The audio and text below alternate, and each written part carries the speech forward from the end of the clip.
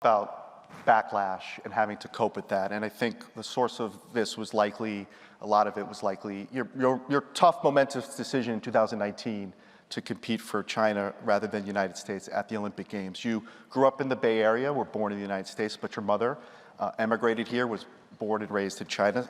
And you have connections to both countries. You spent summers and many months in China before the Games. Why did you ultimately choose China? One thing that I've always loved so much about sport is its capacity to create interconnection and communication. And so for me, when I was 10 years old, I was sitting in my living room in 2014 watching the first free ski competition happen at the Olympics. And at that point, I was watching all of my American idols on TV, watching them who were pioneers of the sport. And at that point, skiing was really such a small sport.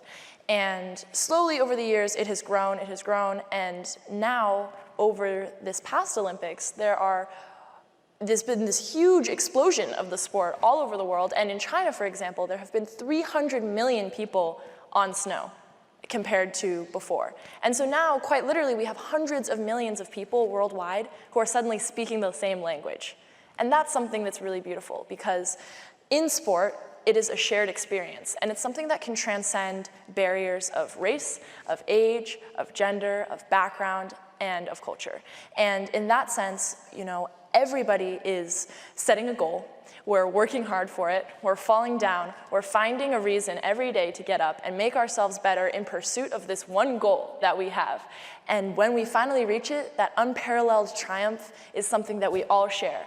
And that experience, I think, is so deeply human and so beautiful that when people from different cultures and who may have really big differences in other walks of life come together and experience that together, it is this fantastic opportunity for cultural exchange, for globalism, for communication, and for betterment in all areas, to uplift one another. So, if you're falling down, I don't care what country you're from, I'm gonna help you up. And if you ask me to help you and give you a tip on what helped me when I was learning this trick, I'm gonna give it to you. And when you do well, I'm gonna cheer for you. And I do well, you're gonna cheer for me. And when you uplift each other and find that cycle of positivity, that's something that's really beautiful. That's awesome. There were many endorsement opportunities in China with local companies and multinational companies. You've gotten a lot of endorsements, companies trying to conquer the Chinese market. So was economic considerations at all did it at all come into play in your decision? Honestly, no. Okay. No, I don't think so, because for me, I was 15 years old at that time, and I had this tremendous support from the US ski team from a moral level, from an emotional level, in the sense that when I told them that I wanted to compete for China in the upcoming Olympics, that it was to inspire young girls, it was to spread the sport, and it was to create a shared future of globalism, they were 100% behind me.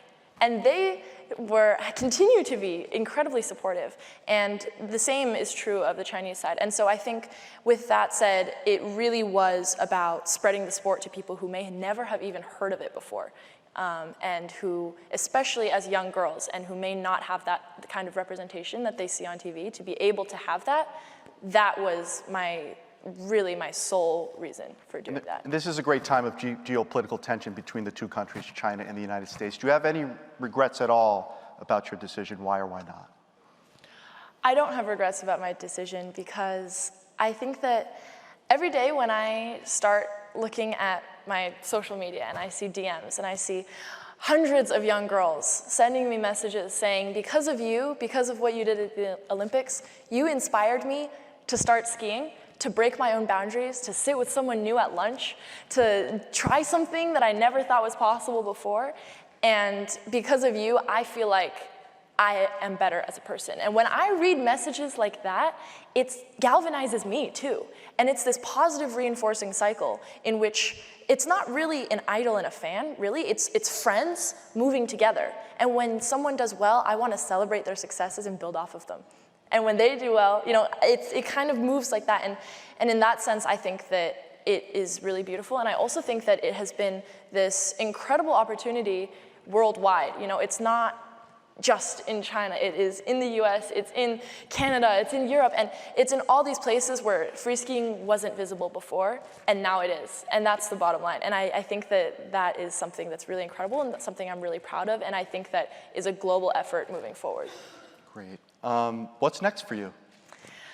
Ooh, lots of things. I will, for one, continue to do what I'm doing in the sense of representing young people, representing young women, encouraging people to find their own voices and find their own passions, whatever that may be. It could be in skiing, it could be in literally any other walk of life. I think that young people are so powerful now, and we are so capable, and we are so well connected, and we have this capacity to speak to one another in a way that maybe the generation before us didn't have.